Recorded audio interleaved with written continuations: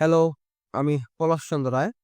আশা করি সবাই ভালো আছেন, সুস্থ আছেন এবং নিরাপদে আছেন। আজকে আমরা আলোচনা করার চেষ্টা করব আমাদের যে দণ্ডবিধি রয়েছে, সেই দণ্ডবিধির ১৮৬০ সনের যে আইনটি, সেই আইনের সেকশন ৯১ সম্পর্কে আলোচনা করার চেষ্টা করব। এখানে বলা হচ্ছে যে, যেসব কার্য সাধিত ক্ষতি হতে স্বতন্ত্রভাবে অপরাধ বলে গণ্য, সে সকল কার্য বর্জন।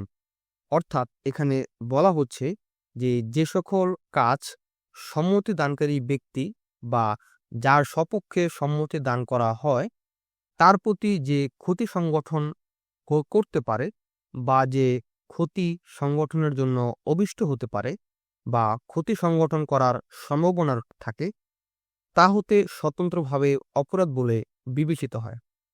এবং যেসব কার্যের ক্ষেত্রে প্রতি যে ৮৭, ৮৮ এবং ৮৯ ধারাতে ব্যতিক্রমসমূহ প্রযোজ্য হবে না।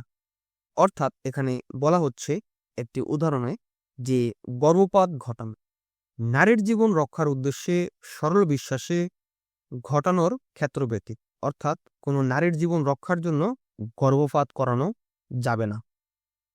এটা নারীটির প্রতি যে ক্ষতি সাধন করতে পারে বা ক্ষতি সাধনের জন্য যে অবিষ্ট হতে পারে, তা হতে স্বতন্ত্রভাবে একটি অপরাধ বলে গণ্য হবে।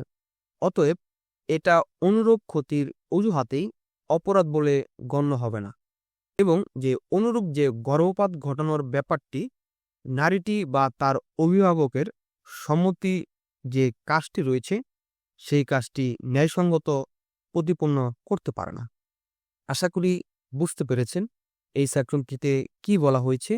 এই সেকশন সম্পর্কে বা অন্য কোনো আইনের কোনো সমস্যা সম্পর্কে যদি আপনাদের প্রশ্ন থাকে, আমাকে কমেন্টে জানাতে পারেন, অথবা আমার যে ফেসবুক গ্রুপটি রয়েছে সেই গ্রুপে জানাতে পারেন। আমি চেষ্টা করব আপনাদেরকে উত্তর দেওয়ার জন্য। ভিডিওটি এতক্ষণ পর্যন্ত দেখার জন্য অনেক অনেক ধন্যবাদ জানাচ্ছি। দেখা হবে নতুন কোনো ভিডিওতে। সে পর্যন্ত সবাই অপেক্ষা করুন। ধন্যবাদ সকলকে।